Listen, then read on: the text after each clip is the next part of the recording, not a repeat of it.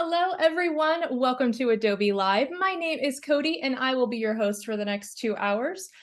Thank you so much for joining us today. Today, we are also joined by the amazing illustrator, Justine Mangum. How are you doing today, Justine? Hi, I'm doing well, Cody. I'm so happy to be here. Yeah, I'm so super excited to be hosting you. I know you've been on Adobe Live before, so I'm really excited that we get to stream together today. Yay! Yeah. Before we get going, I wanted to remind everyone, don't forget to subscribe to our new Adobe Live YouTube channel to stay up to date on all of our latest streams and to keep in touch with the community and everything. And also, you can start off your days with the Photoshop Daily Creative Challenge, currently hosted by Sam Peterson at 9 a.m. Pacific. And you can tune in and challenge yourself every morning with a new prompt. And I also wanted to say hey to everyone in chat. Hey, Wade, Oliver, RB, Steve, so many people coming in the chat today. Hey, Annika, hi. Welcome, everyone. Alessandra, good to see you guys. All right, you guys, without further ado, I'm going to hand it over to Justine so she can show you guys a little bit about her portfolio and the kind of work that she does.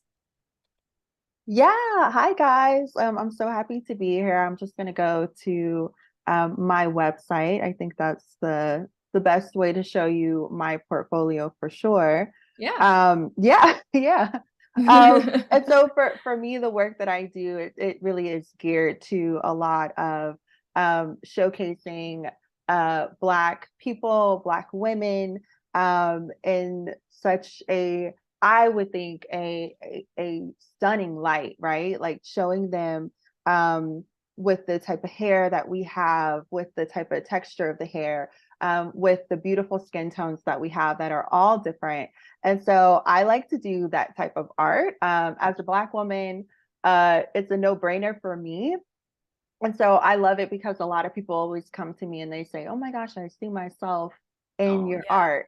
And I love that because for me, that's what I wanted when I was younger, to see Mhm. myself in art that was fashion illustrated. And I finally kind of get to do that, which is really cool.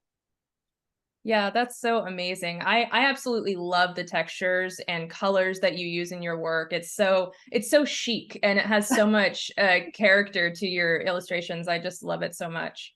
Thank you, Cody. Yeah, of course. So what are we going to be working on today? Yeah, so for me, I wanted to show you guys just what I love doing, which is fashion illustration. I love mixing the digital art with the fashion and the beauty, and the hair and everything like that. So I wanted to kind of break down how I actually do, or how I choose my skin complexions that I do for my characters.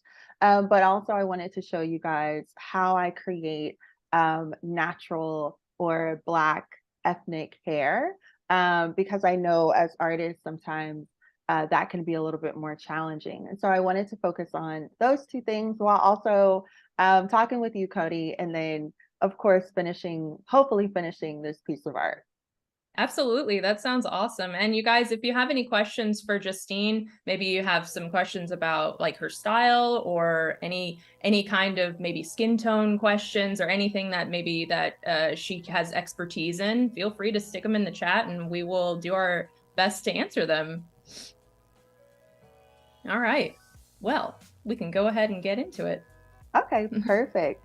Yeah. So for me, I like to actually start by really looking at, okay, what do I want this person or this woman um, to feel like and to represent? Mm. So for me, obviously, this woman or this person is pregnant, and so I want to be able um, to show that she's not just a regular mom, she's a cool mom in that sense. She looked very cool to me. Yes, yes, Right? definitely. And so before I always start, I like to kind of have a base of, okay, what kind of hair would she wear? Would she have? What kind of colors would she wear? And the complexion as well. So I'm Mhm. gonna kind of start by showing you guys some ideas of what I want for the hair. And I'll show you kind of techniques that I do. I won't really do it on her yet, But I will come back and finish it up. But right now I'm just kind of going to show you what I'm thinking of for her look. Yeah, sounds good. So it sounds like you kind of almost create a character in the process of developing each illustration. That's pretty cool. Exactly. And that's exactly what I do. Um I love yeah, creating a character. I watch a lot of television, a lot of movies. Yeah. And so I'm heavily inspired by what I see. I'm a visual Hmm. learner. And so I like to of course, yeah, create an idea of this character. And so what I love, I think for me about Adobe is that Adobe products is that they have to me, some of the best brushes that Mm. are just already, in your vault of brushes. And Yeah. so what I love doing just on my downtime is pretty much just going through and seeing, okay, what brush do I like? Do I like this? Do I like that? So to get started, I love the idea of, okay, I knew I in this moment I drew her with some short kind of curly hair, but Hmm. I kind of want to test out this brush to see, do I like maybe more of a braid? Mm. And what I love about Adobe Fresco and Adobe products, period, is the fact that they have brushes that kind of emulate what I think a braid would be. I don't know if they planned it like that, but that's kind of how I take it. So I'm kind of just testing out to see, okay, do I like that? Is that kind of how I want her hair uh, to be? So I'm kind of drawing over it to see, do I like that? I like to kind of test things out before I actually, start the process of what I want to Sure. do. That is so cool that that brush really emulates that texture so Yeah, well. So it easy. yeah, it's so easy. It emulates like that, you might have twists like me, Hmm. or you might have a braid. And so I'm kind of looking like, do I want to do something like that? Because that was really cool. So that's just an idea of kind of how I do. But just so we could dive in, I'm going to start with her complexion. To me, that is one of the best things to start with, just to get a base down. Hmm. And so for me, of course, I do um, Black women, but I will try to show just some other options. So for me, of course, I'm going to go to the color wheel and kind of maneuver my way through the gradient to see, okay, what color do I want to go with? Do I want to go kind of darker? Do I want to go kind of on the lighter end? And so I'll kind of go in the middle for me. Um, yeah, we'll start there. And so I pretty much just dive in. um, I pretty much dive in. Now, I know a lot of people are always like, "Oh, um, you can do it where you don't have to color outside the lines." But for Right. me, there's something I love about coloring outside the lines. I don't know if I want to just stress myself out, but Mm. I love just the idea of still having some type of manual feel in a sense, if that makes any sense. But Sure. yeah. And so I like to just go over and get the base for the complexion. Yeah, I think Um, hand painting it kind of gives it a little bit more of a hand drawn or traditional look or aspect to it. right, Yeah. exactly. And there's something, I went to a visual performing arts school, Oh, wow. high school, and my concentration was visual arts. And so for Mm. me, I before I got into digital art, I really fell in love with, sketching on, pen and pencil and paper, and then really fell in love with painting. And even though I don't do as much now, I mean, I still do, but not to the extent of what I do with digital art. Hmm. But I still love when I do my digital art, I still love the aspect of what, um, you know, pencil to paper, Yeah. paint to paper, or brush to paper does. And so I don't know, that it's kind of embedded in me. So I I know a lot of my artist friends are like, why don't you do this to make it so much easier? You don't have to go back and erase. And I'm like, I don't know. Hey, whatever works, you know?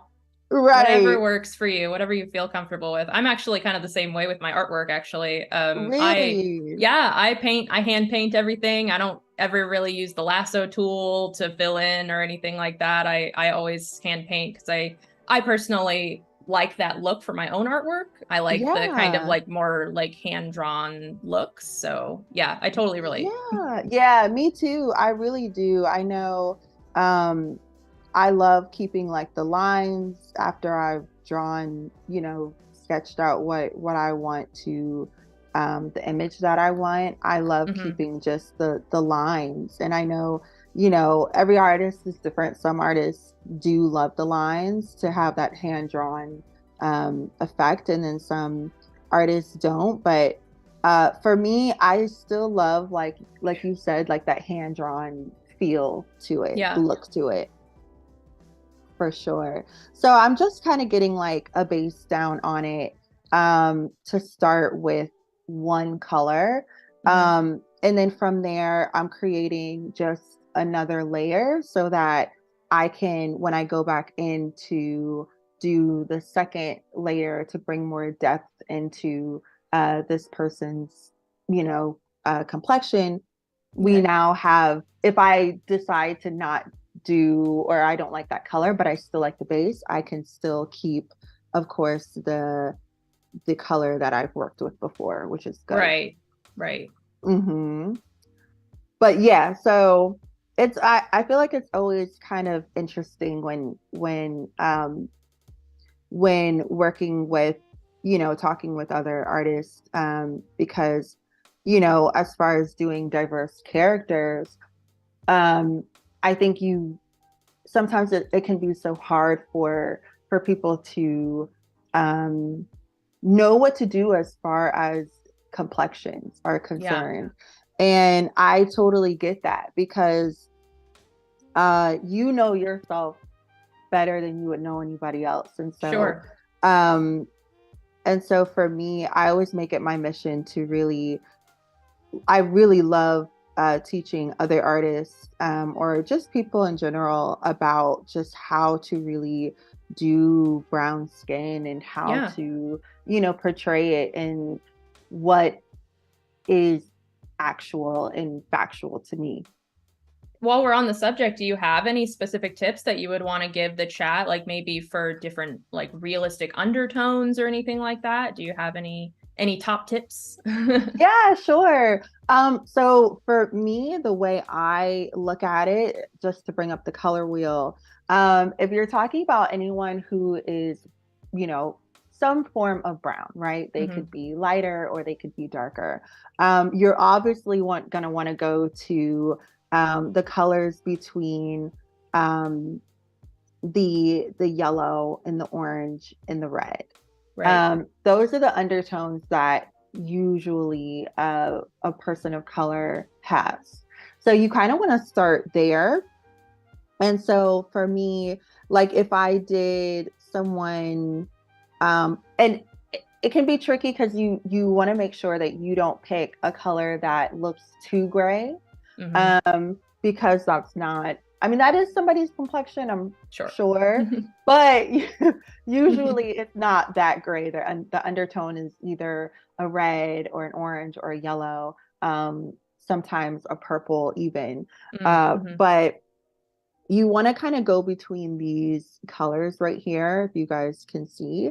And then from there, depending on what you want to do, like for me, if I'm wanting to do someone who's a little lighter than this person who I'm drawing, um, I'm going to, of course, go closer to the white, Hmm. while still having some of that, that orange yellow base to it. So if I pick that color, let me just open up another page. That would be that complexion.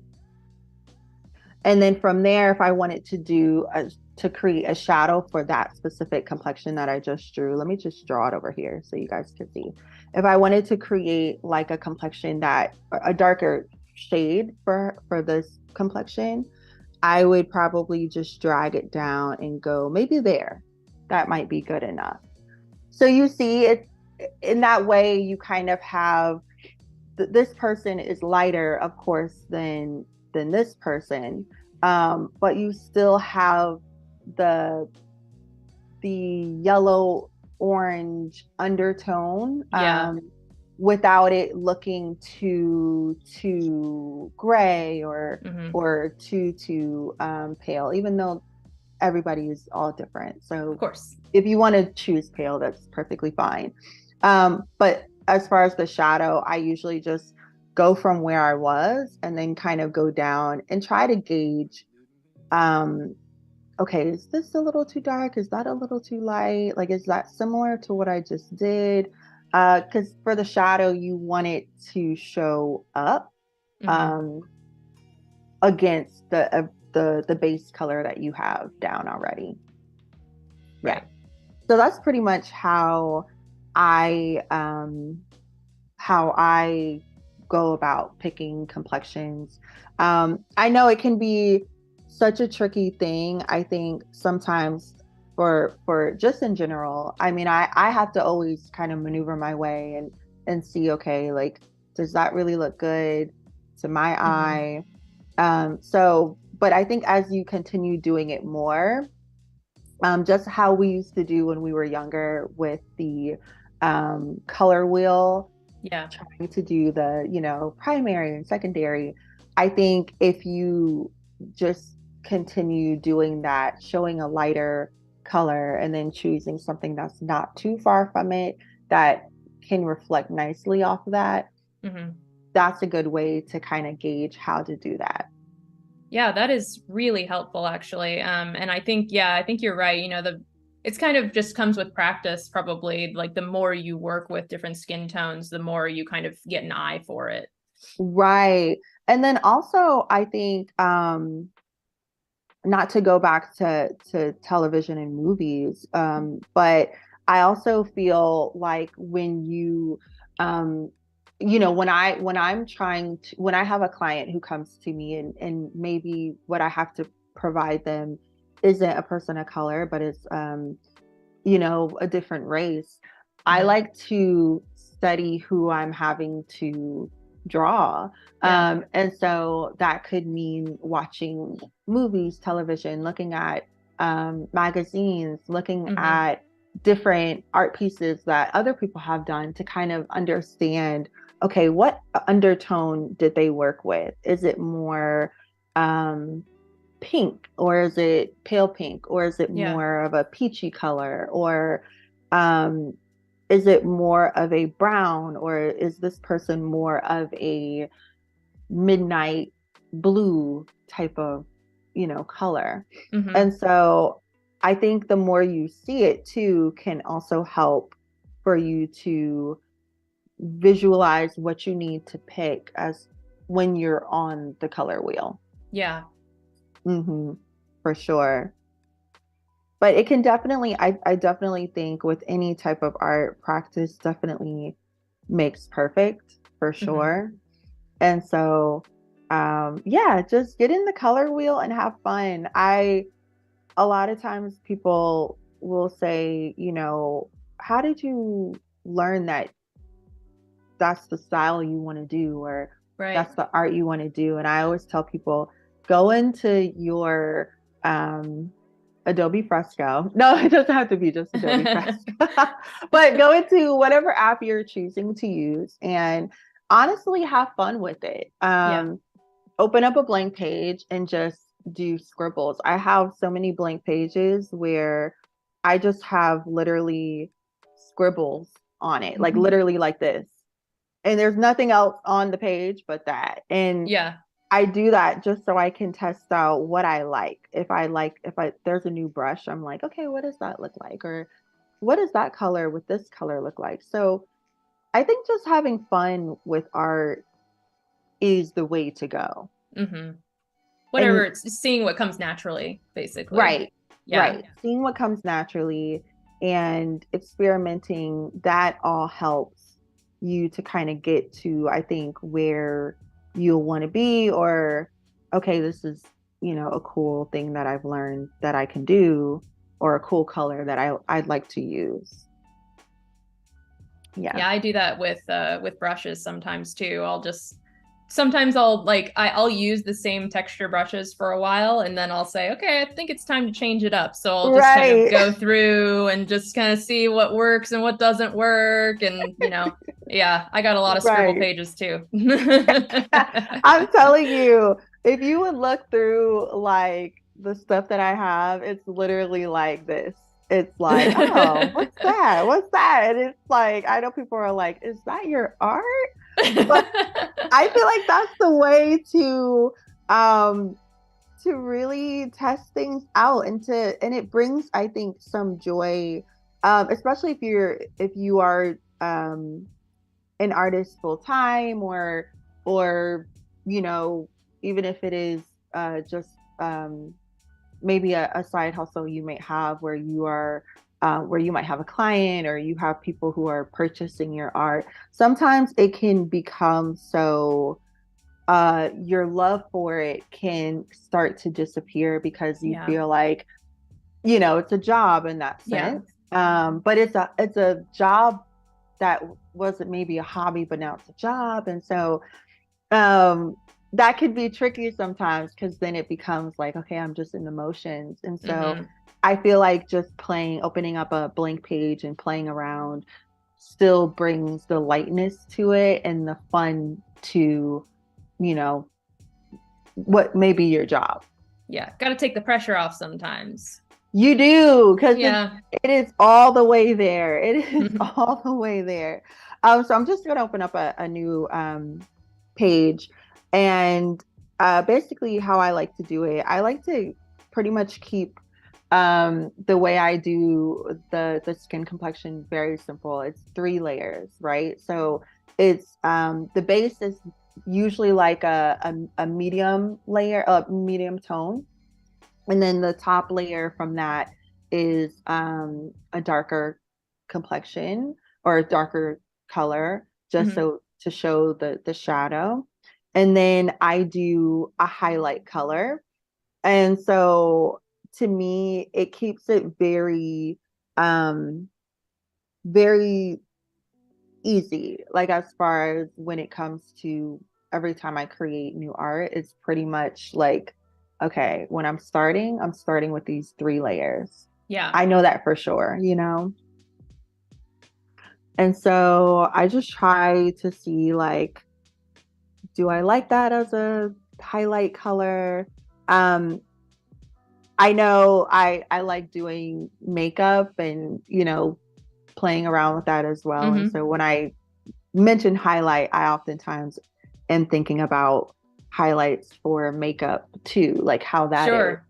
Yeah. When you're contouring, when doing makeup and you contour, you are having your base, foundation, but then you're contouring with a darker shade to bring out, the angles in your face, and then you're kind of going back in there with concealer to bring in the light. So that's kind Hmm. of how I view my art as well. Yeah, I think if you're someone that wears makeup, it really helps understand the planes of the face as an artist. It kind of helps you understand the highs and the lows, like where to put highlight and where to put shadow. It really does. I mean, honestly, it really can help with, or if you are into art and you want to get into makeup, you could do the reverse of it of, okay, I know how in art, you have the shadows, you have the highlights, and it's literally the same thing with makeup as well. Yeah. Yeah, so it's pretty fun. And for me, I like to for me, I like to, of course, have like uh, that fashion beauty element into my art. So that's probably why I'm talking a lot about beauty and makeup and stuff like that. We have a question from chat here from Alessandra. They say, Yeah. Justine, what is something that surprised you while working with your style? Wow, that's a great question. What surprised me when working with my style? I would say how simple the style really is. I Mm, would say because I do like the simplicity of like just doing 3 layers, and um I don't blend in my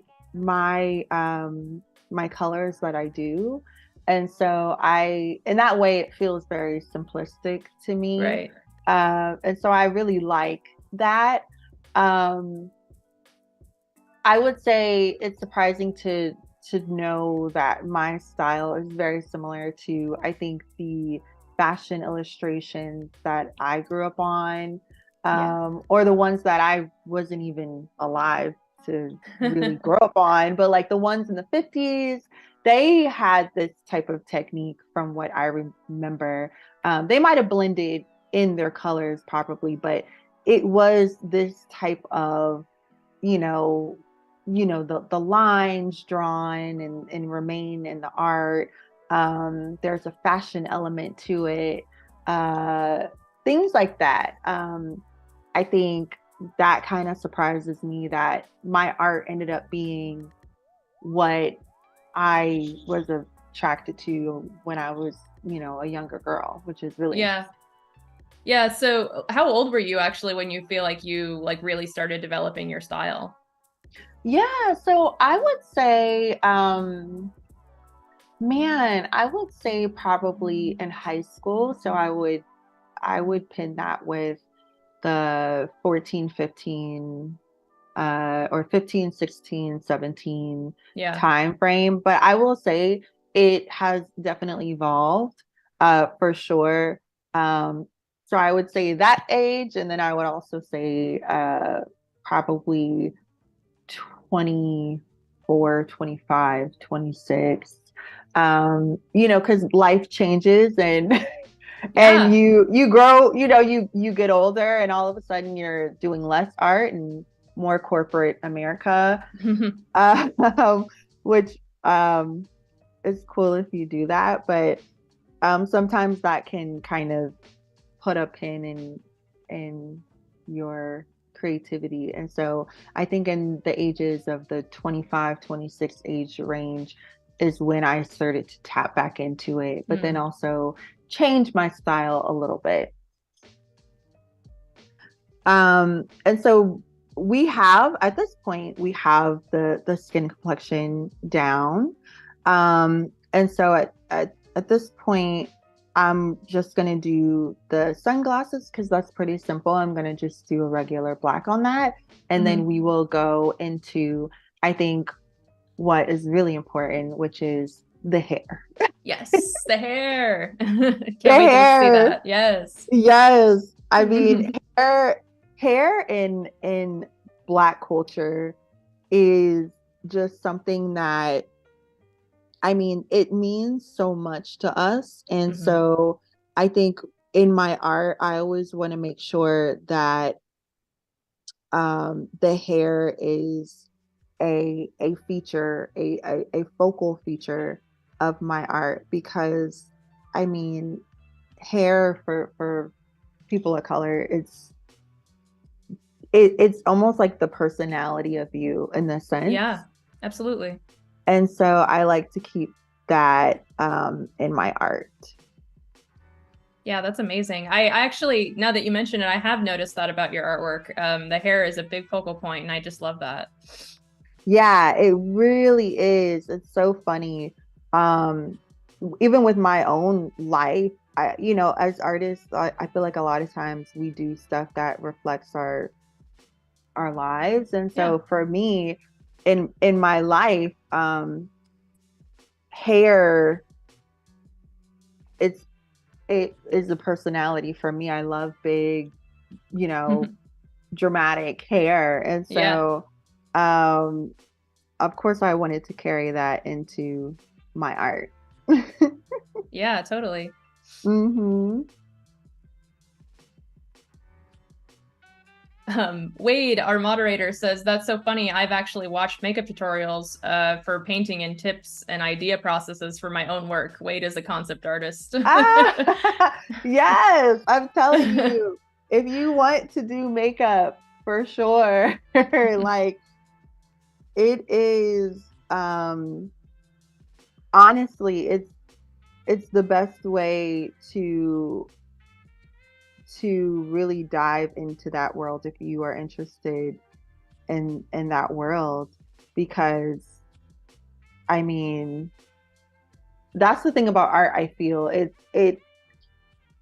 is so, it feels so specific in times, but it actually is seen in all through your life. Yeah, And absolutely. like in every aspect of your life, you see art, and how the techniques that you do in art, how it can be seen in a lot of things that you do in your everyday life.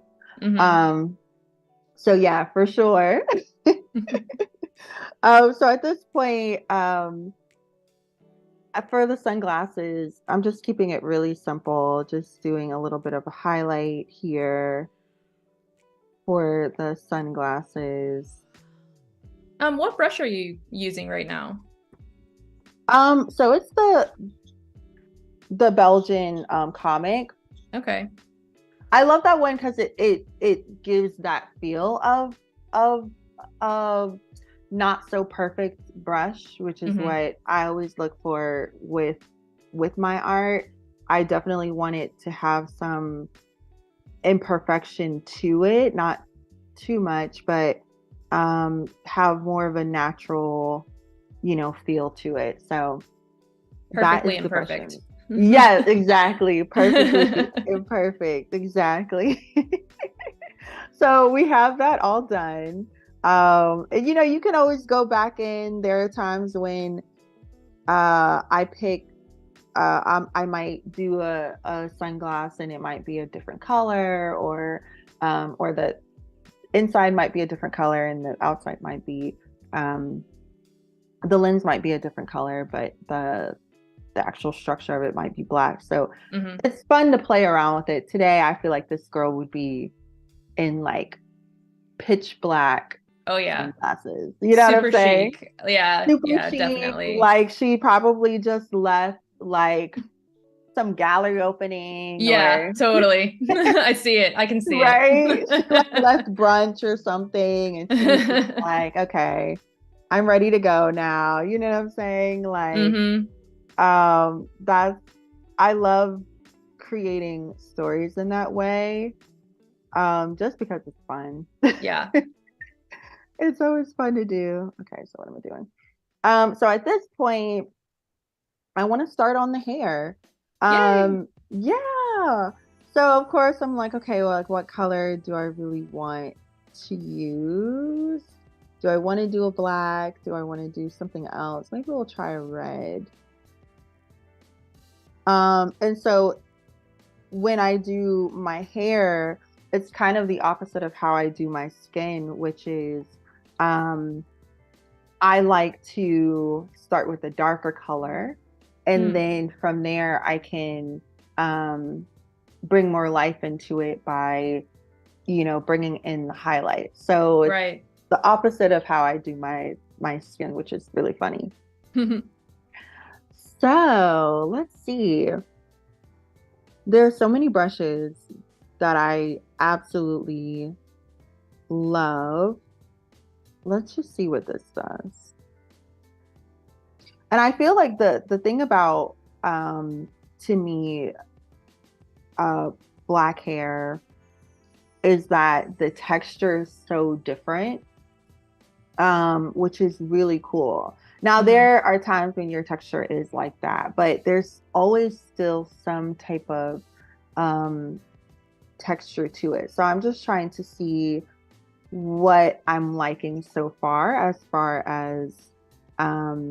what brush I want to use. Because I think for this character, I want to give her a little bit of a curly look. And so I'm just, when I do, if I know I want to do a curl, honestly, it's all in the details. So you may not start out like that. You probably start out, I'll show you guys, but in the meantime, I'm just kind of seeing how the brush works when I do almost like a wiggle, a quick wiggle, if you guys can see that. And even looking at it right there, you can see that it looks like almost like a strand of curly hair. Yeah. And so I think I like that brush. I like the brush a lot. And I like that one too. And so so this is pretty much, you guys are really in on my process because it's a lot of me kind of testing out different brushes More before doodles. actually. Yeah, it's more doodles. It's more doodles. Okay, so we have some brushes that we want to work with. So I'm going to go back to the Belgian comic one just to kind of get the base down, and then I'll go back to the other brushes to add the detail to it. Cool. Yes. Laura in chat says this illustration looks so cool. Love the style. Yes, I completely agree with you, Laura. Thank you. Thank you, Laura. Thank you so much.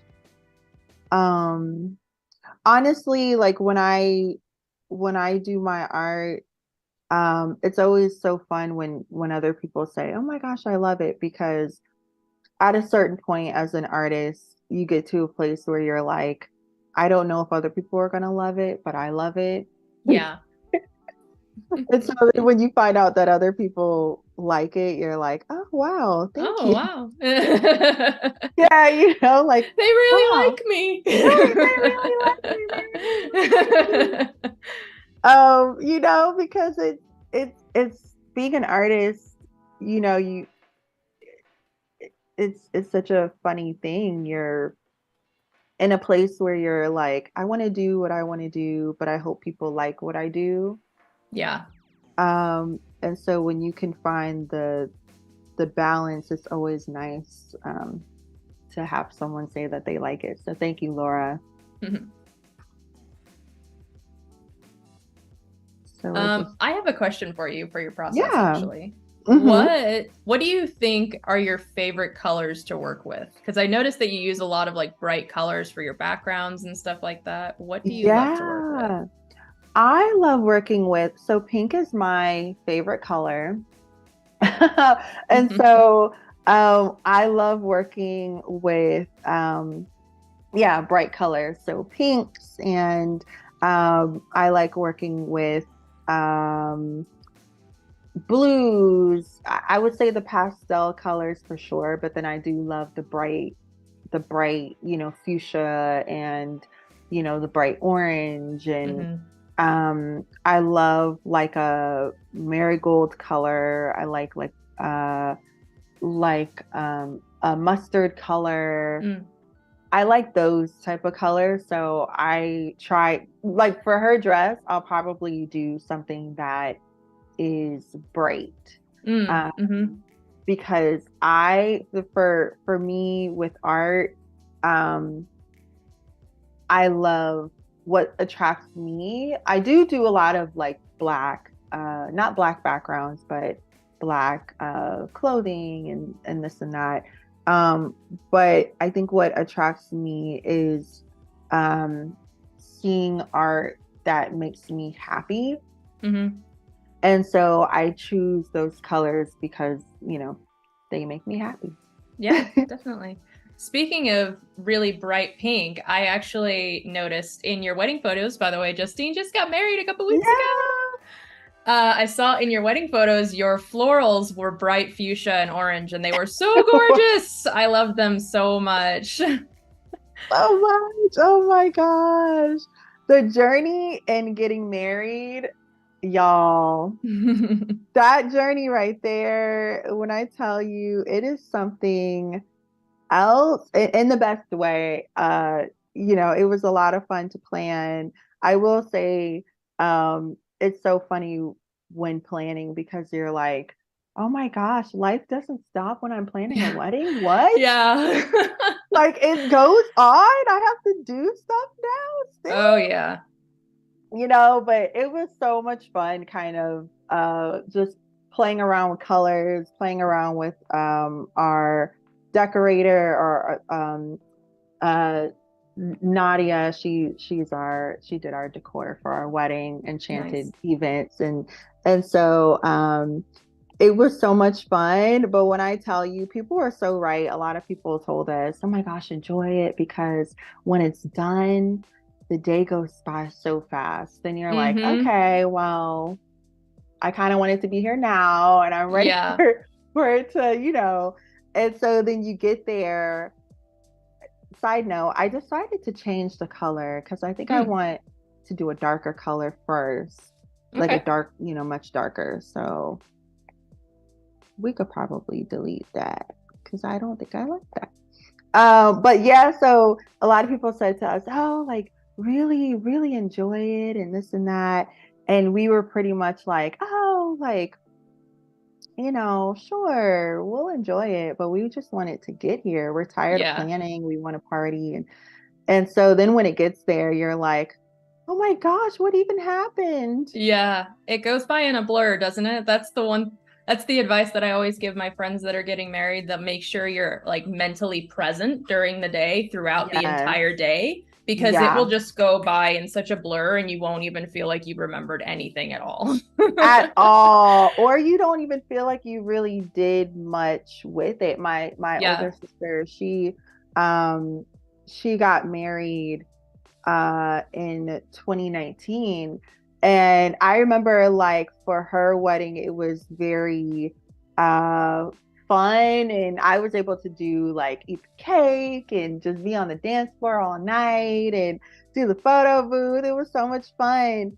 But when it's your own wedding, you're kind of like, you have to just meet and greet a lot of Yeah. people. And so um Don't that's even get to eat. yeah, it's like, oh my God. You're like, right. And we tried to eat. My mom, she was pretty much our planner for our wedding, even though we Oh. wanted it to we didn't want her to do too much, even though that's what she does. Um but yeah, for a lot of that, she kept on saying to us like, eat, eat, eat, eat, eat. And you want to eat, but for some reason it's like you just also want to greet your guests and Yeah. you want to do that whole thing. And so it's so tricky. But anyone who's about to get married or want to get married ever, definitely eat.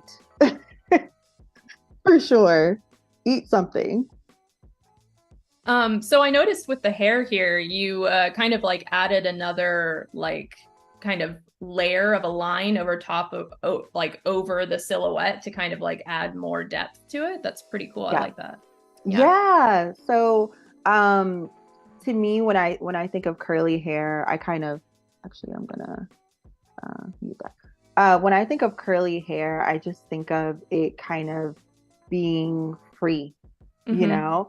And so that's my way of showing the hair's freedom in a sense is having it be its own star. So it stands out from the rest of the hair. Yeah. Yeah. And so I decided to go back in and do another layer and use the brush pen gritty, which I had tested before. It looks something like that. Mm. I really love how, or I really love what it gives the the look of for curly hair. Um, because with curly hair, it's such a delicate thing. And so sometimes it's not always um so opaque. Hmm. Sometimes there is a little bit um of an emptiness to it. And Sure. so this to me this brush kind of gives that ability where I can play around with the texture, and it's not completely opaque. It has a little bit of a, you know, emptiness to it. So I'm just Hmm. going back to give that more detail.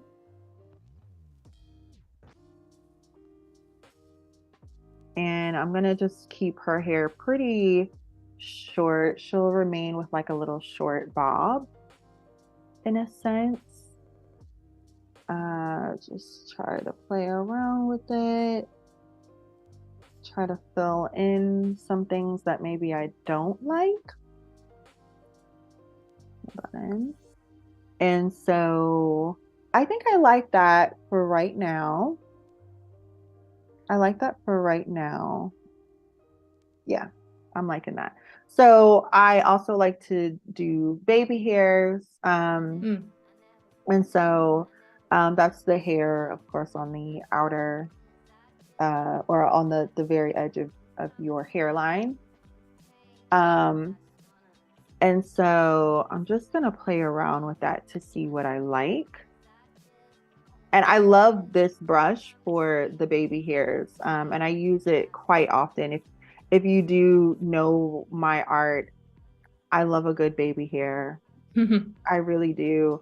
And so what I love about this brush is that it gives the delicate nature of what baby hairs look like on real people. Yeah. You Yeah. know, It looks very natural. yeah, it has Hmm. like that natural thing. And so I love this brush, my favorite brush. So I think I got the baby hairs down for right now. Now I'm gonna go back in and I'm gonna add the highlight color. So we're gonna open up a new one and just give me 1 second. Yeah, so again, as I said before, it really is me doing the opposite of how I do the complexion, where I'm starting with the lighter and then working my way down to the darker. In this, right, with hair, I Hmm. start darker and then work my way up from the darker. So I'm just kind of gonna, before I was around here, I want the highlight to not be too much of a standout because I'm gonna do 3 layers for the hair too. So I'm gonna start with the darker, and then do a little bit of a medium, and then go to the highlight, the top Gotcha. lightest color. So I'm gonna stick with the um, brush that I have, and we're just gonna see. So at this point, even though I do like lines, because I'm doing the hair in a because I'm doing the hair at a different um color, it's kind of hard in that sense to really see what I'm to envision it, because I still have like the trace, not trace, but my original sketch, I guess is what I Oh, would. sure. Yeah. Um, and so for me, let's see. Oh, so I want to kind of erase that because I already have a base of what I'm trying to do for the hair. Right.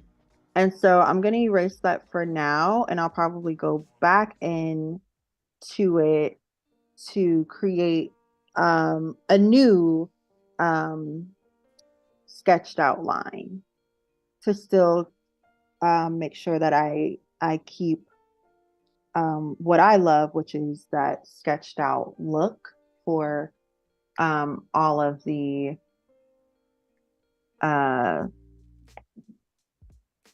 for all of the what am I trying to say? For all like of the image. style. Yeah, the Right. The style. Yes. illustration, Yes. artwork. Thank you. I was It's been like, a long wait, day. already it's been a long day.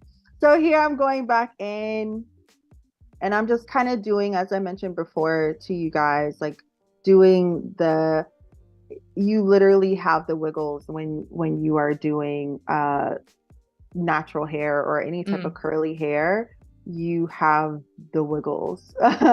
And so anytime you can just kind of do some type of wiggle like that, that's what you want to do in order to create a natural color. I mean, not color, but natural texture for curly hair. Especially those lines right around the face really frame the facial shape. Exactly. Yeah. Exactly. And so if you are someone like me and you love looking at television and love looking at movies or love looking at other artists or love looking at magazines, that to me, that's the best way to kind of see how real hair looks. Yeah. And once you really start looking at, okay, this is how this person's hair looks, you kind of get to see or start to envision what you need to do when creating curly hairstyles, because you can see it on someone. Yeah. Mm-hmm. You can kind of like take it from the reference photo and maybe kind of like simplify it for the look that you're going for in your own artwork. Right. Exactly. So I love watching a lot of shows, clearly. I love watching a lot of shows. But I love watching I'm trying to think of any shows that I can name right now. I love watching shows, but they're all out of my head, which is funny. That always happens, right? Whenever somebody asks you, "Oh, what shows you've been watching?" I don't know. Like, do I even watch TV? I don't... Right? You're like, what shows do I watch? But it's all I do. It's all I do, but I can't name one of them. It's crazy how that works, I tell you. But yeah, I like watching. I'm trying to think of a show that like with someone with curly hair. I like watching Grey's Anatomy. Oh yeah. And yeah, and one of the doctors on there, she has curly hair. And so when I watch Grey's Anatomy, I like to look at I like to look at her texture or anybody else's texture. And just looking at it can kind of make you, like if you get in front of the TV and you just act like you have it's pinned to paper or iPad. Yeah. You can just kind of pause it and kind of see how the hair strand moves in that sense. And so that's kind of what I like to do. And then when I get, in front of my own iPad, then I try to, okay, so this is how hers move. Right, kind of like replicating that with your wrist. With your wrist in that sense. And so I really enjoy doing that. So we have a good base down. Now here's where I kind of want to bring in more of a lighter color to do the top highlight of her hair. So for me, honestly, when I do art, the hair takes the longest for me because I'm always looking at the different colors, looking to see if I like the way that looks, looking to see if it looks natural. Um, and so I oftentimes I'm playing around with it quite often. Um, and also looking to see, especially if I'm using color, um, a lot of women, when we use color, whether you have straight hair, curly hair, afro type hair, we usually use the color not always at the root, but usually Mm-hmm. toward the half, the lower half of the hair and then Right. down. Yeah. And so it's then at that point trying to figure out what type of girl is she? Does she have the type of colored hair where she, or the highlighted hair where she does all of it, or is she just doing the medium to, or the middle to the lower part of her hair? Mm-hmm. So that's why it kind of, for me, it takes me quite a while when doing hair. Yeah, I mean, that makes sense because you did say that your hair is the focal point. So the hair Right. is the focal point of the illustration. So it makes sense that you would spend the most time on that because that's got the definitely has the most detail in it. Right, exactly. Exactly, exactly. So that's why it takes me so long. And I honestly love doing hair. I always look forward to the hair part because to me you can create so much with the hair. You can do so many different things and it really can, to me, make or turn your art into something different. Mm-hmm. And so yeah, I love focusing on hair and doing that. So I'm just going through, trying to stick toward the edges for her hair. Again, sticking with the wiggle Mm-hmm. type of technique. You rarely have like a straight line and curly hair. You don't ever Right. have it usually. Unless that is the look, like if you're doing something where it's like this and then there's some curl to it, Sure. or you know but usually if they do have curly hair, I mean the strand even at the top of the head is curly, Mm-hmm. so you're just kind of sticking with that technique and going toward the baby hair section, um not doing too much. Yeah, that highlight color is really like bringing it to life right now. Looks, it adds just a lot more dimension to it. Yeah, I'm telling you, like that's the funny thing I think about when I do art, or when people, I do videos where I kind of show myself doing, creating my art. And so many people will comment or reach out to me in DMs and say, "Man, it looks so simple, but yet it's so detailed and whatnot. I wish I could do it." And my thing to everyone is that it's honestly three simple layers. Yeah. Like if you break it down like that, it's like the first layer, second layer, third layer. Okay, that's not bad. Yeah. Um, and so, but when you pair it all together, that's where you get the magic, Mm-hmm. where it starts to, as you said, come to life. So we're just kind of making sure that's all good. If I wanted to get really fancy, I could do some type of curl there. I don't know if I Mm. like it the with the highlight, so maybe I won't do that. But so that's what it's looking like right now. Yeah, it looks great. Yeah, so she has like a little curly, you know, um, a little curly hairstyle to her. And honestly, with this brush, which is why I really love this brush, when I want to do locks, you can use this brush too. It almost Mm, looks like she has little faux locks, yeah. you know, because of the texture of it. Yeah. And so that's why I love that brush. I love that brush.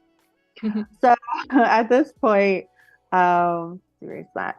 I want to go back into it and create the sketched out look again. Uh, just so I can have that redone because I still love that look. But I'm rather than using my usual brush, what I use to sketch things out with, which is the Belgian one, I'm gonna actually stick with the brush pin gritty because Okay. I want the whatever brush I use, I want it to match what's going on with the hair. Right. And so we're gonna just outline a little bit. If it looks weird, then we're gonna not stick with it. um, and again, as I said before, I feel like per usual, art is a lot of you testing out what looks good, and if it doesn't look good, you know, who says you have to keep it?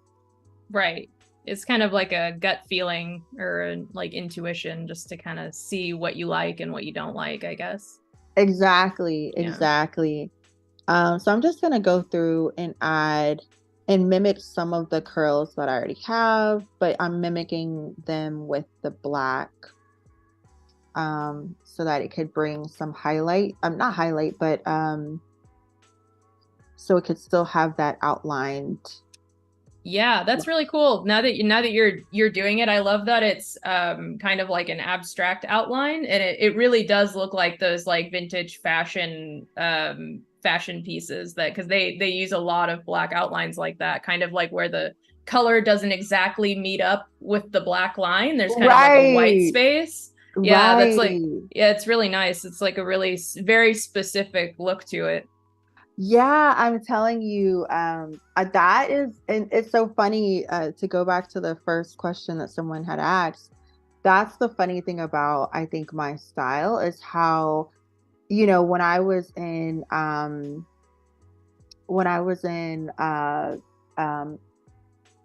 in high school for the performing arts that I went to, and I told my art teacher, oh, I want to focus on fashion illustration. And she gave me this really big book that just was like fashion illustration and had the, you know, just how to draw fashion illustrations. Yeah. And all of the drawings had that look, as you had said before. And so it's funny how looking back, how my own technique was shaped from that. Hmm. Um, but then it was shaped kind of with a lot of things. I know I love artists like Ellis Wilson.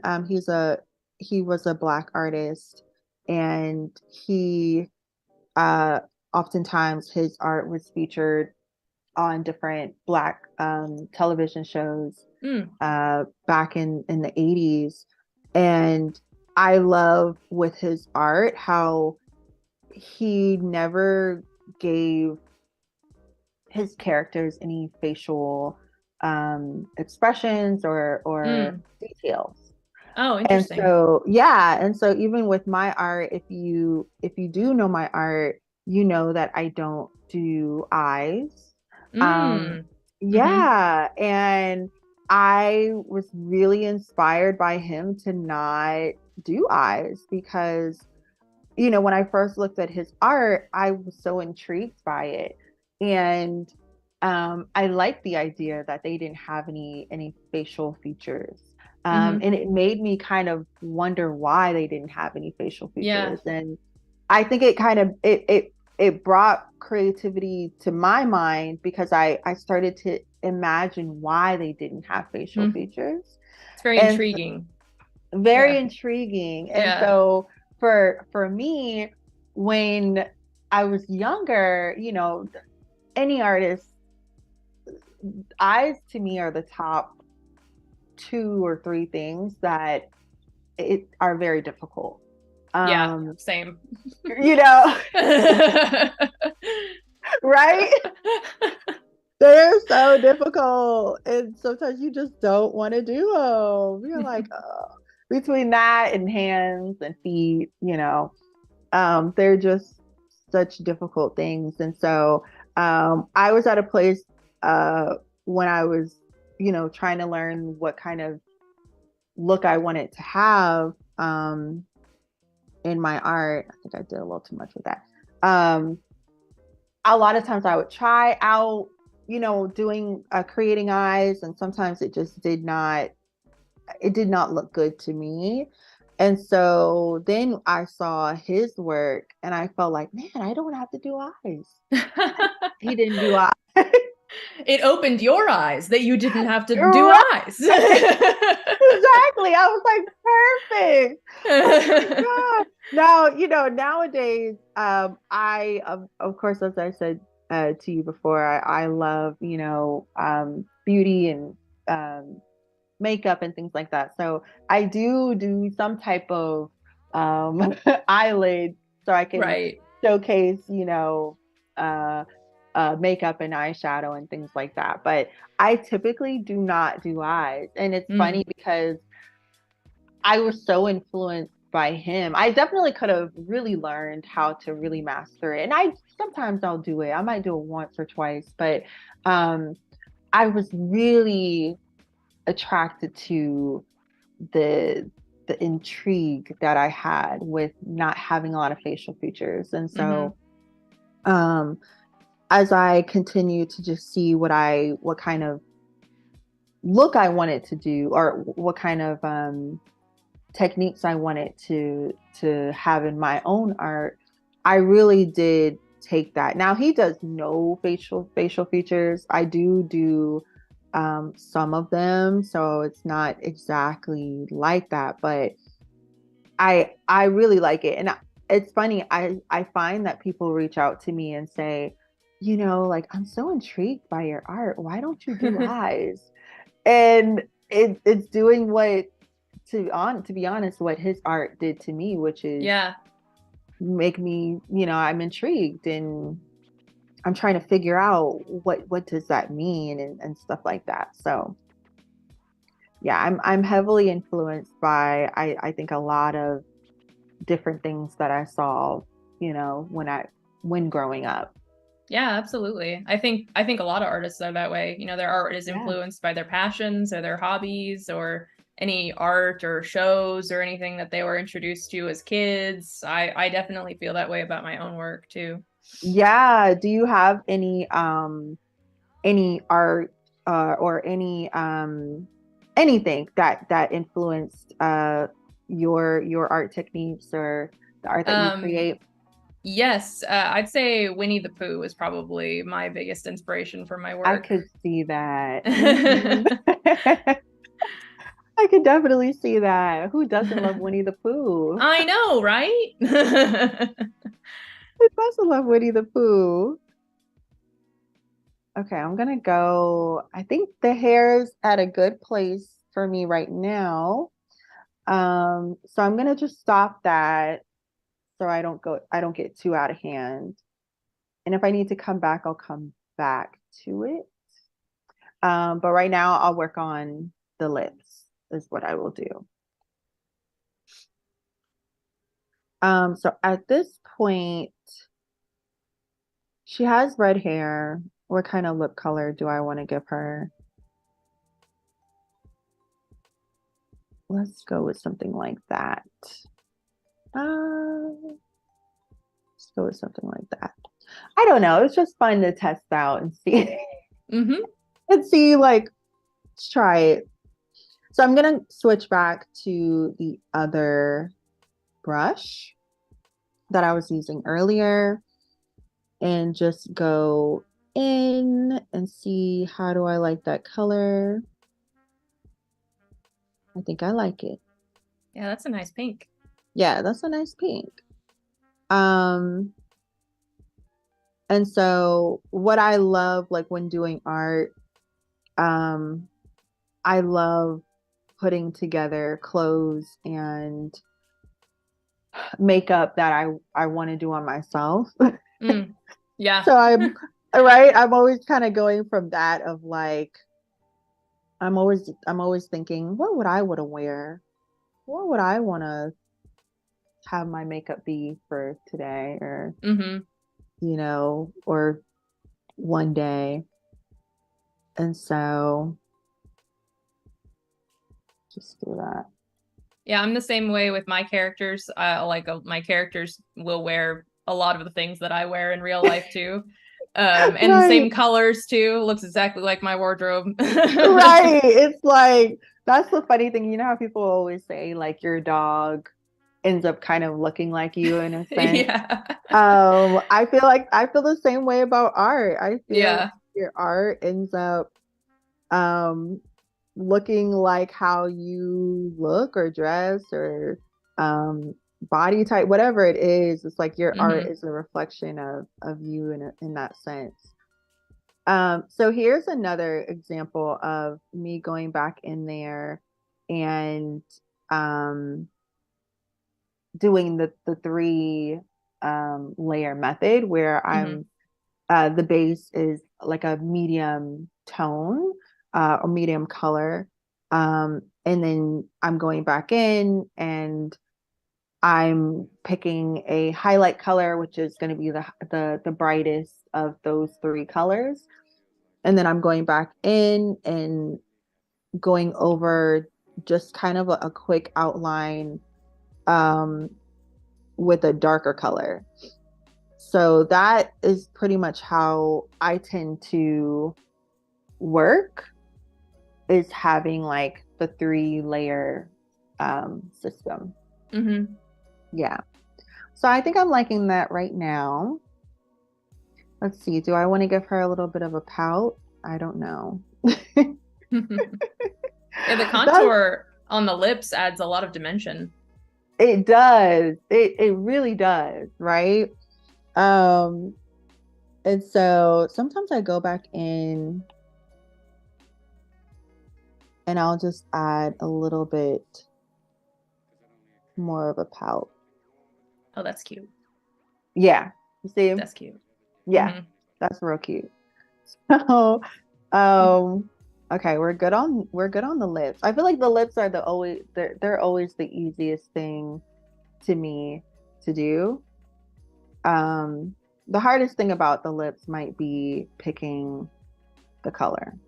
Because if you look at your own natural lips or anybody else's lips, the outline of it is always darker, and then the inside is always just a hair lighter. Sorry. And so that's pretty much how I do mine. So we're gonna go to her clothing now. And that's always another fun moment to have. So we're gonna do that. What color should we do? I don't know, because she has red hair, she has a pink lip. What should she do? What if she did a pink dress to match her pink lip? Would that be something? That would be something. I like that. So should we pick the same pink? Yeah, maybe. Okay, I'm gonna do the pink that we did for the foundation. Or for the base. And then we could do the highlight using the highlight that we did for her lips. Gotcha. We'll do that. Yeah, like that's my whole thing about, I feel like art is just having fun. It's just having fun. If that's the art that you're trying to do. I know, there are art pieces that I have that are less fun and more serious and more about real issues. And so, right. It's matching the energy, I guess, of what art you're doing. Yeah, definitely. Yeah.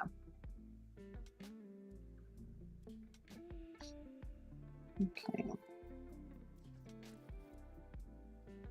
And don't forget, everyone, if you have any questions for Justine, please feel free to put them in the chat. And I also have another question for you, Justine. Yeah. What hobbies do you have outside of doing artwork? Oh my gosh. Clearly television and movies. Yes. Clearly that. No, but in all seriousness, I love hanging out with my husband and my family and our friends. We do quite quite a few things on the weekends. So um I love doing that. I love going to museums. Oh yeah. I live in the Virginia, DC area. Mm.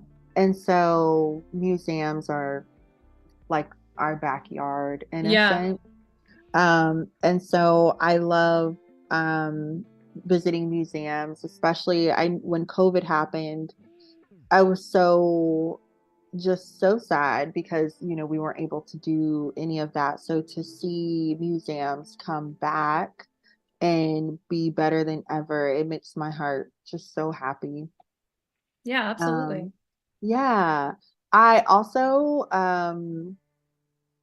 trying to think what else do I like to do. With COVID, I feel like it changed things in a sense. Like there Mm. are things that I kind of like to do, but I stopped doing in a sense. Like I never went back to it after COVID, calmed down. But um I like just going to, uh visit bookstores and Mm. really just walk around where I live, and to visit stores. And there's so many cute, um, small business shops around me. And so it's nice to visit them, to go to candle stores and Yeah. to see other people create um, differently than me is very cool to see. And it's awesome to just go and support them as well. Mm. I'm trying to think, what else do I like to do? I like to journal. um I like to read. I'm trying to think. Sports is not my go-to. It's not my thing. But we do like to go on walks. We have a nice trail right next to where we live. And so I like to, go on walks and whatnot. So we like to do a lot of things, pumpkin patches and, Sure. stuff like that. We really want to get a dog. So now that we're Oh, married, yeah. we were like, okay, let's start off with the dog. And so that's something that we're really looking forward um, to doing as well. Yeah. Having a little dog with us would be nice. Do you have any dogs or? We did have a mini wiener dog, but she recently passed away. Her name was Oh Vienna. no! Oh, Yeah. Vienna! Oh my But gosh! we are considering getting a golden retriever puppy sometime soon. Really? Yeah. That's exciting. Yeah. Oh my gosh, that's so exciting. As far as, knowing that you um were a dog owner and about to be another dog owner, I'm sure soon. What are some like tips and tricks that you have for people who have never owned a dog before? Definitely number one tip that helped us with our dog is this dog trainer named Zach George on YouTube. He's got Mm. a really big training channel. Oh my gosh, helps so much. He has all kinds of like different playlists for like puppies or dogs of different ages and stuff. Oh, so helpful. Oh wow. Okay, I'll look them up for Yeah. sure. Because we definitely will need that. We will need that for sure. Okay, so we have the base done. That looks nice. It's looking nice. So I'll go back in to another layer. I'll go back in and I'll do something a little lighter just to highlight. With the clothing, I don't always do the same thing as I mentioned before, where I do 3 layers. I think with the clothing, that's when I'm kind of like, okay, it doesn't need 3 layers. It could probably just do 2, and we'll be able to be done with it. But either way, there's always still going to be some lighter and some darker to the art, just to bring out the details, I think, of whatever you're doing. So we're just gonna run that there. Wade in chat says, Justine, do you sketch in your journal too, or do you just write? So I just write, but I do sketch as well. The majority of it is writing, but I do sketch as well. I actually have a separate sketchbook for my sketches. Just as I mentioned, earlier, keeping that that pen to paper feeling is always nice to have, even though I love digital art. But I still want to, maintain that pencil to paper. So I do have a separate sketchbook. I've always struggled keeping up with a sketchbook, especially when I switched to digital art. I only ever have a tendency to go straight to my iPad now. I always struggle just drawing in a sketchbook, whereas I know some artists draw in their sketchbook every single day. Yeah, now I don't do that. I really should, just to start, every day. I am very big on, creating every day, but do I sketch in my sketchbook every day? Absolutely not. And like you, I want to start doing that again, because I don't know if it's nostalgic or what it is, but there's something about knowing that, okay, I can't go back and undo. Yeah. I can't click the undo button in this. And so, yeah, I'm exactly like you. I do naturally just gravitate to my iPad and do that. And so, here we are with it. Here we are with it. But I feel like I feel like software like Adobe Fresco or Illustrator, they make it so easy for you to use their software that it's hard to stay away from it. Yeah, especially when you get used to undo and layers and Exactly. And then changing the colors. If I don't like that color, I can just go back. And so they make it so so good. They have so many great tools that you can use. So I definitely understand you on the automatically grabbing the iPad. Yeah. Okay, so we are pretty much done with that layer. I don't think I'm going to go in with anything darker. But let's see. Sometimes I like to create a little bit of texture in the clothing. And so let's see what this is looking like. Just test it out. That's an interesting look. And so, yeah, I like to, for me with my art, I like to try out just different looks to see if I like it or not. Let's see, how am I liking that? Do I like it all over? And again, like my major in college also was fashion merchandising. So Mm. please excuse the fashion merchandising in me. It's always going to be attracted to fashion design in a sense. I don't Yeah. really care for that one. But I like that. I like that brush though. Let's see. Well, that's interesting. That's kind of interesting. So let's try that. If we don't like it, we can just get rid of it. See, the beauty of digital art. Exactly. Exactly. We could not do that on pencil paper. Even though I love pencil paper, we could not do that.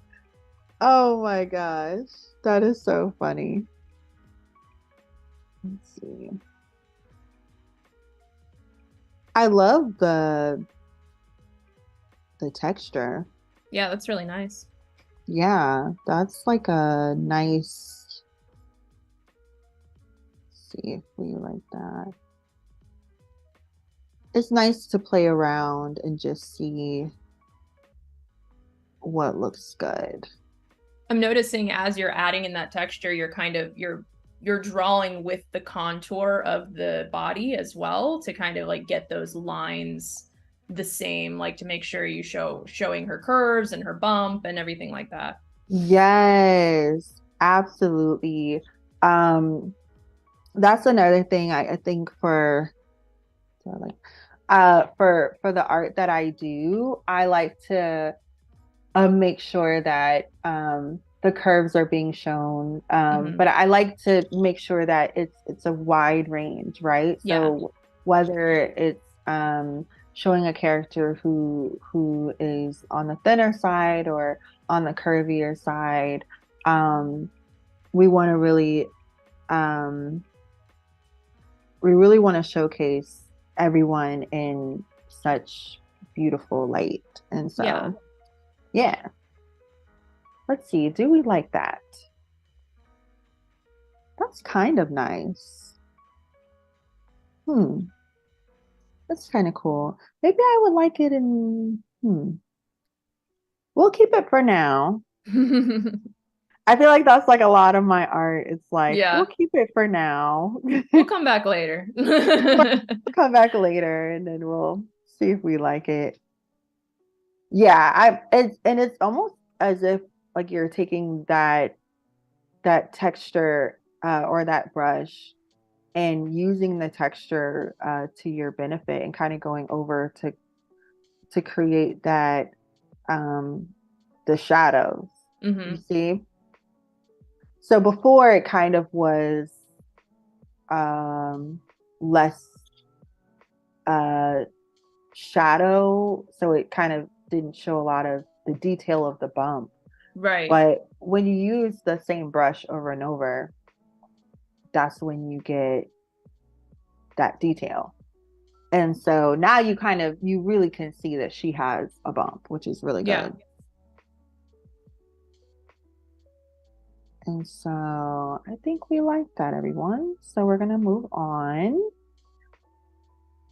Okay, that's kind of cute. It's giving me some type of fall, winter feel. Yes, definitely. Like that texture. I almost feel like they're like if I felt it in real life, it probably would feel like something. Like Hmm. it would have some type of texture. I don't know if it would be a not a feather, but some type of texture. Yeah.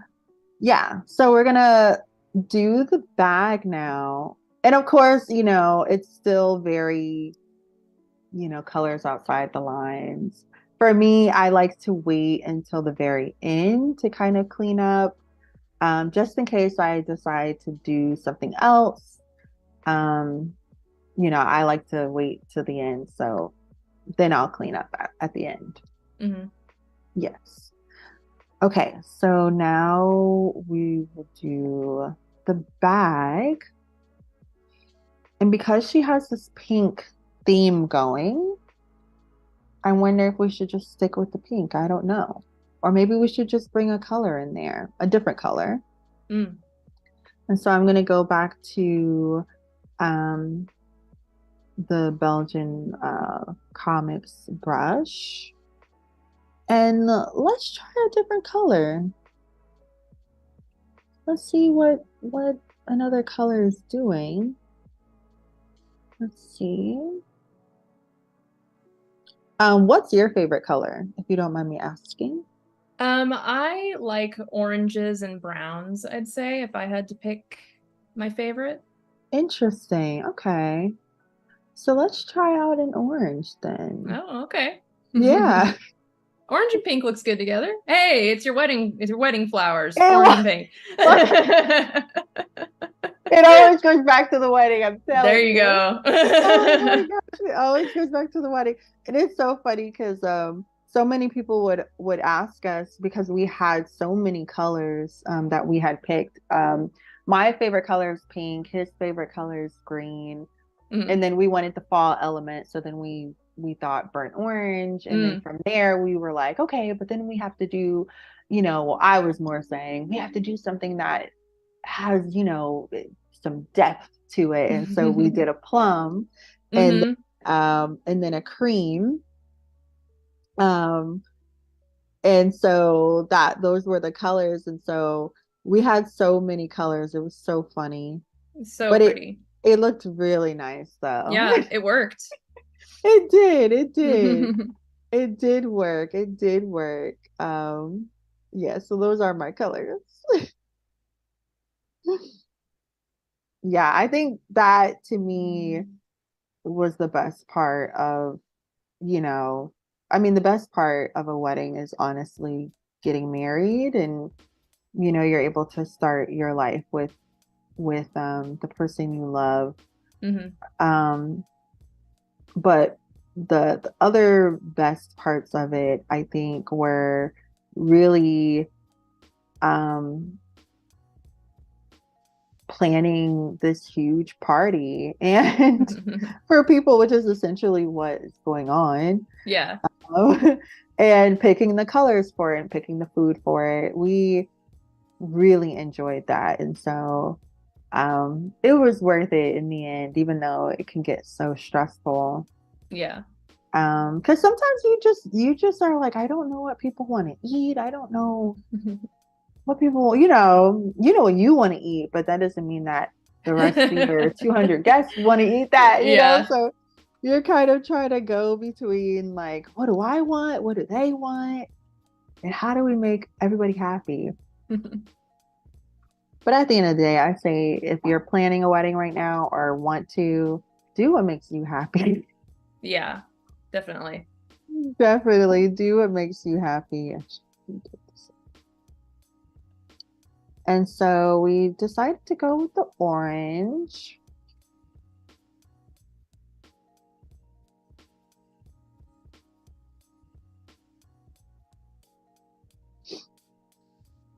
So just doing a little bit of that. I meant to ask you, do you watch any television or shows? And if you do, what are some of your favorites? Oh no, this question again. I just can't come to mind. It's really hard to think when you're on camera, to be honest. That's true. I don't know if I'm gonna be able to answer that, to be honest. I feel you. I definitely feel you on that. I definitely feel you on that. That's the thing I think about television, especially nowadays. You have so many options. Yeah. That you're just kind of like, I don't know what I want or what I'm watching, or you spend the majority of your time almost looking for stuff versus watching stuff at the end of the day. I actually have a tendency to go back to old 90s shows, and I just rewatch them. Same. Like Boy Meets World and Fresh Prince and just all those, it's just kind of like a comfort zone thing, I think. No, we're like the same person. I do the same.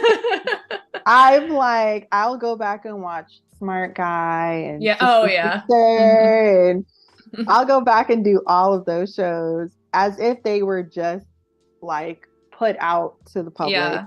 I don't even know how many times I've seen Sister Sister all the way through. Right. Okay. So many times. Oh my So goodness. many times. And it's so funny because then at a certain point, you get to a place where you're like, I'm just going to skip to the episodes that I know make me laugh the hardest. Yeah, exactly. Oh my gosh. No, that is me. I also do that with The Office. I'm like Mm, such a fan of The Office yeah. that I'm always going back and I'm always going back and just looking at The Office. Like it never Yes. fails. I'm like always going back and as if it just came out, which is really funny. Mm-hmm. So I'm just gonna do the nails really quickly. And I wanted to pick something that might stand out. Oh yeah, definitely. Yeah, that stands out pretty good. So yeah, for me with working with colors, I'm always feeling like let's try it and see if we like it. And if we don't, as we mentioned before with digital art, you can just erase it. Yeah. It's nothing is set in stone in particular, but I just like to have fun with color and um, I don't know, it makes me happy. And so when it comes to color, I like to do some wacky stuff with it because it makes me happy. Yeah, definitely. Yeah.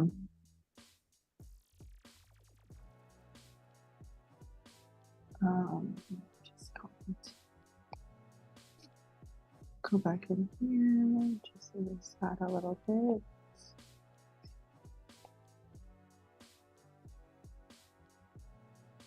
Um, yeah, it just makes me happy. Okay, go back to the green. It's so funny drawing live because it lets it almost you almost feel like it lets people in on reading your diary in a sense. Yeah. It's very Where people vulnerable. very vulnerable and you're like, people really see how crazy my process is. I think every artist feels that way. Right. Right. No, really, you're like, my process is just very crazy. I don't know what to tell you guys. But I think that's like the brilliance of just art and being an artist is having that, you know, that ability to kind of just do what you want to do Hmm. and liking what you're doing. So I'm trying to find a gold to do just some accessories on her. And so I'm moving kind of between the yellows and the orange Mm, to see what gives me gold without it looking too much like her complexion. right. Mm-hmm. Because sometimes, like if I did that, that would look way too close to her Hmm. complexion. And so let's see if we could find a good gold.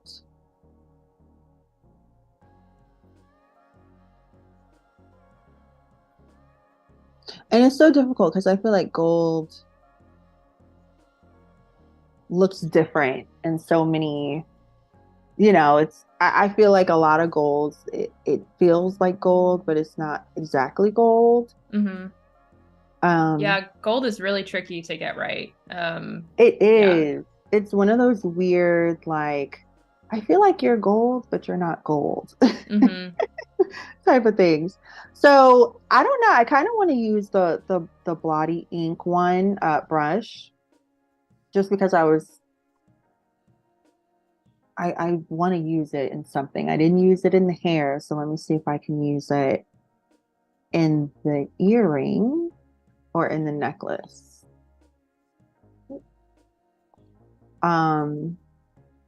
And so for me, I love drawing accessories as well, because it just can finish a look. Especially when you have the low neckline, kind of putting an accessory Right. here. Yeah, it really adds something to, the look. And, Yeah. that's fashion, in general. Yeah. And so that's the funny thing is when, being a fashion illustrator, and a beauty illustrator, um, it's you really do feel like you are just a fashion designer in a sense, Mm-hmm. because or makeup artist in a sense, because you're creating these looks, that the same rules that apply there apply in fashion illustration and beauty illustration. Mm-hmm. You're like a personal shopper for your characters. Exactly, I'm telling you. And when I tell you, so many people always come up to me and they always say, "Oh my gosh," like, or not come up, some come up to me, but mainly like in DMs or comments. Mm-hmm. A lot of people will say to me, "Oh my gosh, when I tell you, I want what you drew. Like, I want a pair of pants. I want that skirt. I want that dress." Yeah. And I'm like, I know, I wish I had it too. It's just in my mind. I think I'm liking that. That's nice. Yeah. Just do a little, give her a little edge. As I said before in the beginning, Mm. she's a cool Mm-hmm. mom. So we're gonna try Yes. to do Oh some yeah, cool love that. stuff, Yeah. right? That's kind of cute. Um, yeah, that's cute. And let's just give her a quick ring.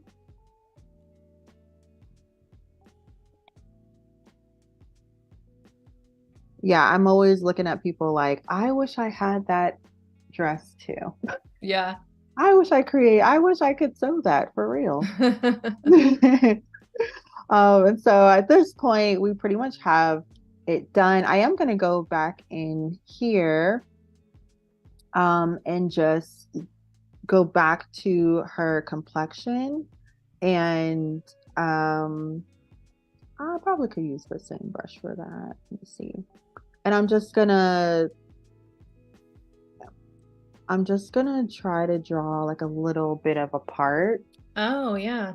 Yeah, because by the time you kind of do a lot of the hair and whatnot, you lose the part. And Mm-hmm. so naturally we have parts. Yeah. And so I just wanted to go back into that and do that real quick. And so we're pretty much done. So at this point, I'm just cleaning stuff up. Um, I'm seeing what I would maybe want to add. I might bring a little bit more lightness into what she's wearing, or Mm-hmm. maybe even do another texture on top of that, um, just to play around with it. So let's just see what that could look like. I don't know. She has a pink. Let's try like a really bright pink. And again, as I said before, when it comes to me and my process, I'm all about, what does this look like? Yeah. And seeing how that is. And so let's try it. So let's see.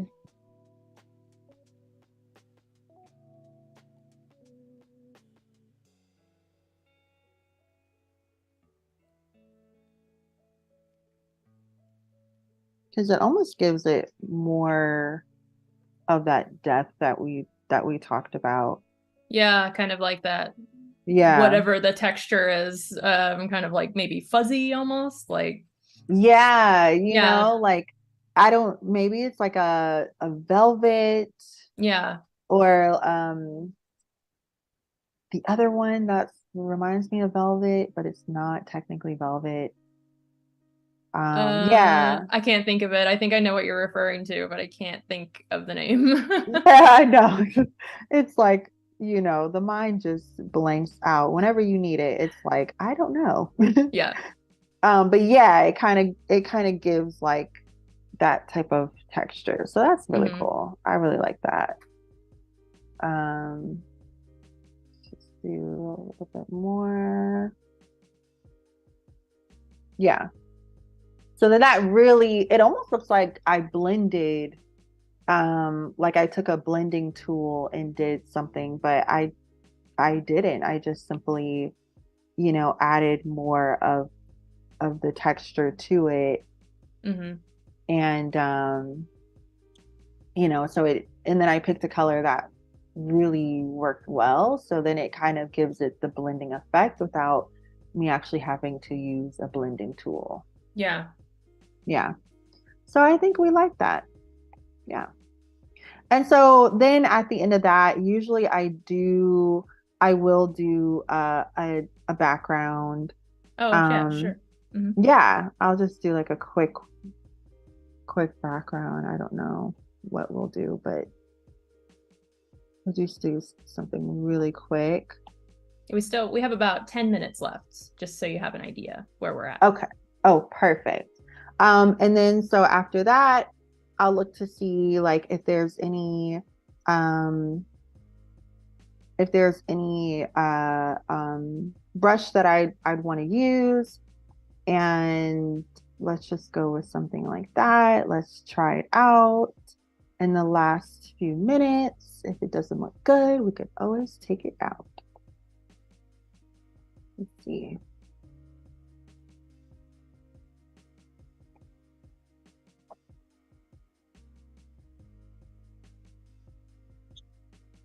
That could be cute, but I'm not sure. But yeah, so that's Mhm. pretty much that's pretty much like what I like to do. I just like to have fun. I like to try out new things. Let's see.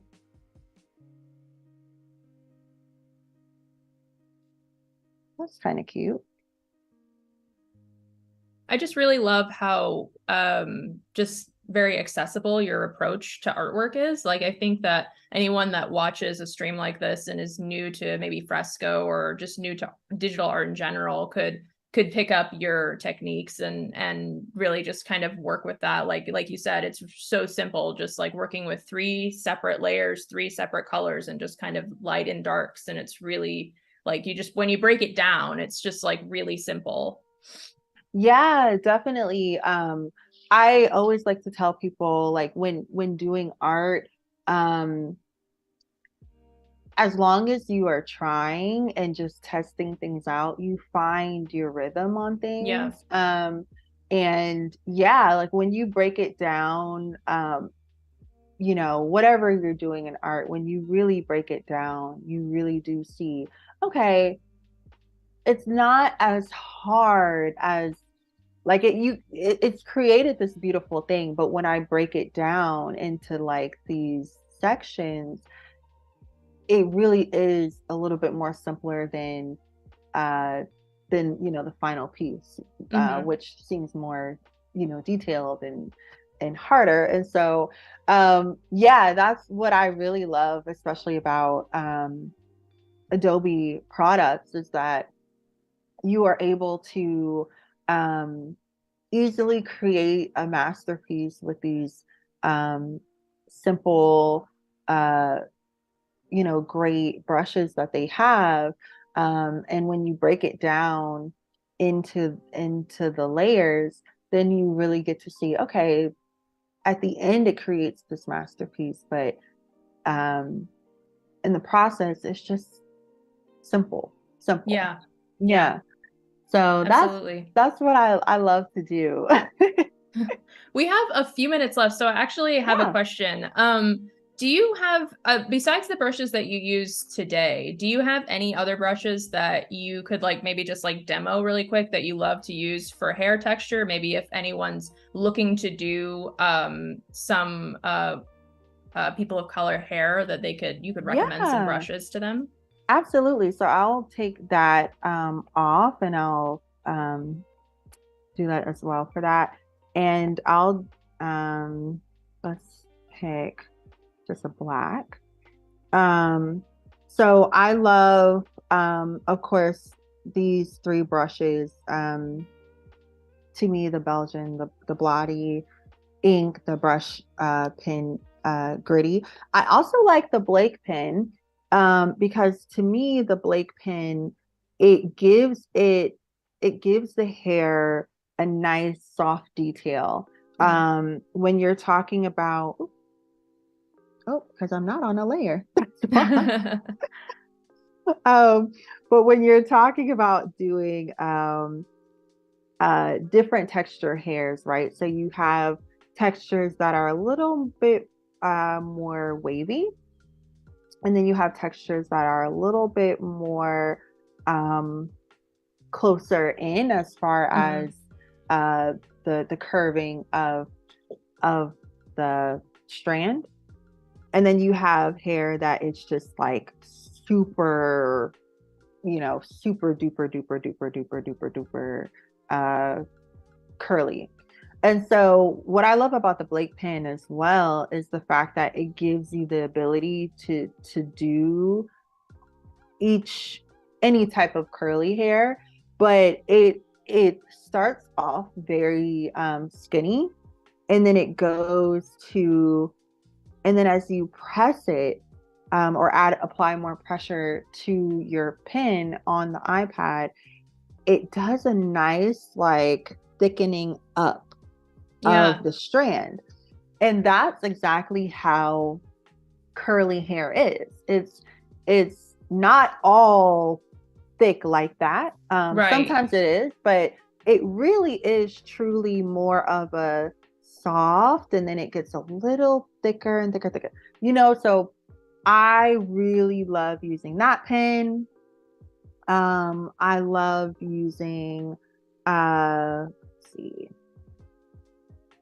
going into back to the heavy jitter pen.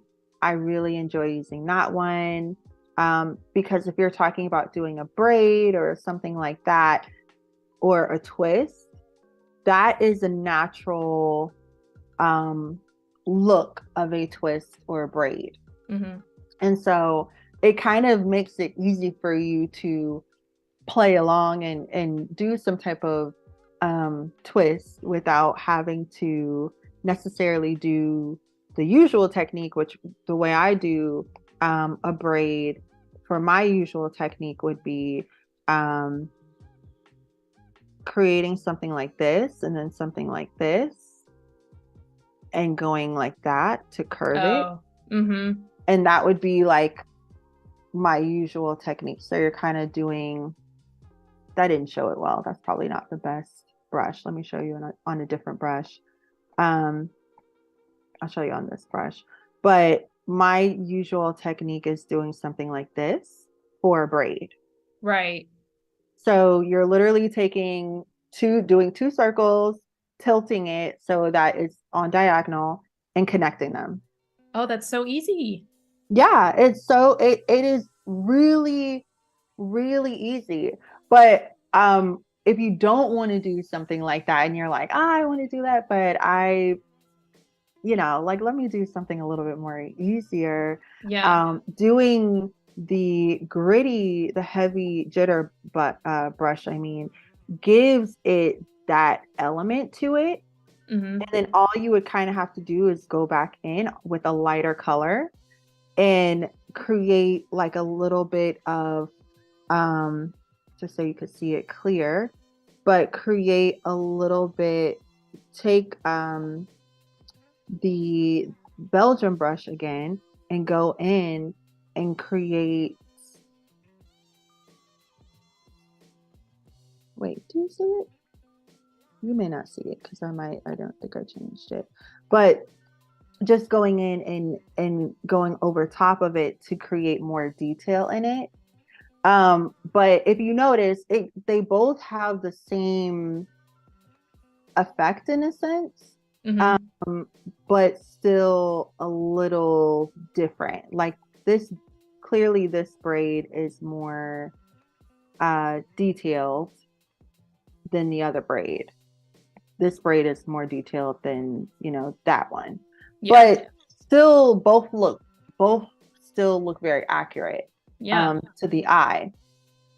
And so yeah, so my main brush honestly is the Belgian comic brush because you can do a lot with it. Like I just created the braid. You could still create some type of curly hair, which is what I did with her hair.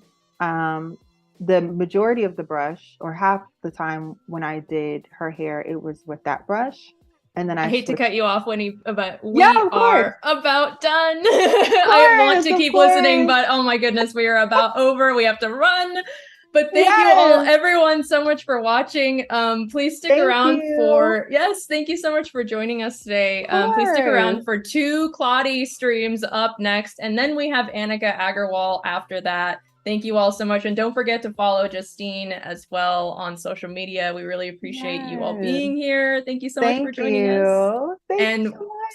yes, stick around for the next streams. Thank you all. Bye. Bye.